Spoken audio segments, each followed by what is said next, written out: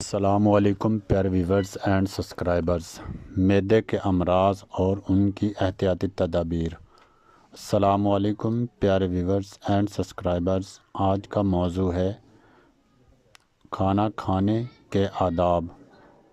حضور اقدس صلی اللہ علیہ وآلہ وسلم نے کھانا کھانے کی پیش پا احتیاطیں بتائی ہیں، جنہیں شریعت کی زبان میں آداب کے نام سے موسوم کیا جاتا ہے۔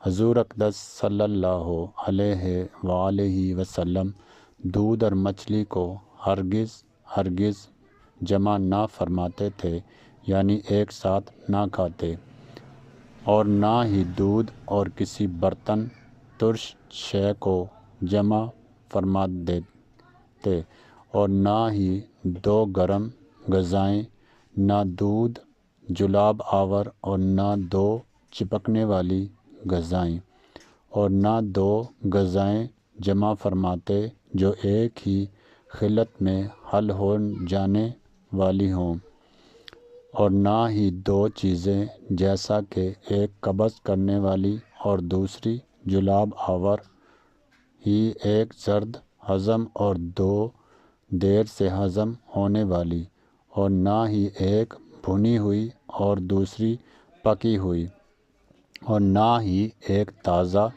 ایک باسی جمع کر کے تناول فرماتے تھے۔ اس طرح آپ صلی اللہ علیہ وآلہ وسلم نہ تو تیز گرم کھانا تناول فرماتے اور نہ رات کا پکا ہوا باسی کھانا دوسرے روز تناول، اور نہ ہی چٹپٹے کھانے۔ یہ آداب و احتیاطیں تفصیلی طلب ہیں۔ تیز گرم کھانے سے ممانعت۔ حضور اقدس صلی اللہ علیہ وسلم نے تیز گرم کھانے میں بے برکتی فرمائی ہے۔ تیز گرم کھانا منہ میں چھالے، معدے میں ورم اور سوجن کا ذریعہ بن سکتا ہے، اور بہت گرم کھانا کھانے سے گلے میں نقص آ جاتا ہے، جیسے گلا آنا، اور اگر گرم کھانے کے ساتھ ٹھنڈا پانی بھی دانتوں اور معدے میں نقص پیدا ہو جاتا ہے، لیکن اگر کھانے کے جوش کو ٹھنڈا کر لیا جائے ان امراض سے بچ جاتا ہے۔ دو گرم غذائیں جمع نہ کرنا۔ ایک وقت کے کھانے میں جب گرم اور گرم مزاج کی حامل دو غذائیں مل جائیں تو یہ کھانا طبی لحاظ سے گرما گرم بن جاتا ہے۔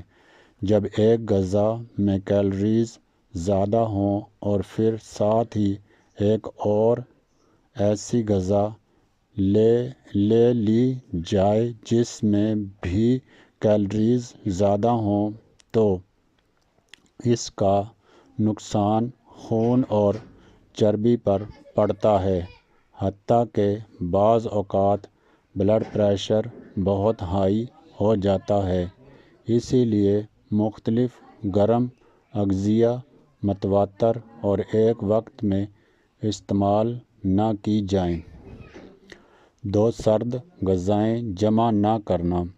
مندرجہ بالا بحث سے متضاد کیفیت پیدا ہو سکتی ہے، یعنی ایسی غذائیں جن میں حرارت اور کیلوریز کم ہوں، ان کا متواتر اور زیادہ استعمال جسم کو نقصان دیتا ہے، اور اگر دو سرد غذائیں اکٹھی استعمال کی جائیں تو پھر ان کے نقصان کا اندازہ کیسے ہو سکتا ہے۔ ایسی غذائیں لو بلڈ پریشر، فالج، لکوہ، ہاتھ پاؤں کا سن ہو جانا اور عضلاتی کھچاؤ کا باعث بنتی ہیں۔ چپکنے والی غذائیں جمع نہ کرنا۔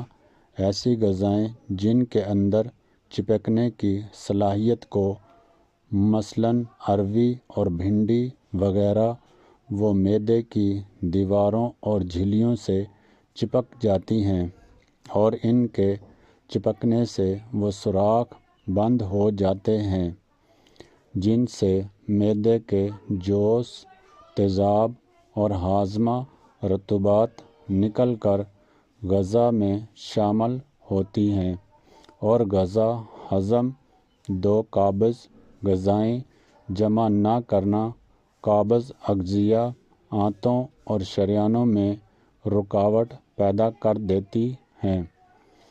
اگر یکسر دو اغذیائی مثلاً کچے امرود اور بھنڈی وغیرہ استعمال کرائی جائیں تو دونوں کی قابض قوت بڑھنے کی وجہ سے ان کی قوت عمل بڑھ جاتی ہے اور قوت عمل بڑھنے کی وجہ سے جسم تکلیف اور مصائب کا شکار ہو جاتا ہے۔ دو جلاب آور اور غذائیں جمع نہ کرنا۔ ہاتھوں کی حرکات اگر مستقل تیز رہیں تو آنتوں کا زخم، السر، آنتوں کی سوزش شروع ہو جاتی ہے۔ جلاب آور غذائیں مثلاً پالک اور کریلے وغیرہ آنتوں کی حرکات کو تیز کرتی ہیں، جس سے معدہ اور آنتوں کے اندرونی تہہ کمزور ہو کر سوزش کا باعث بنتی ہیں۔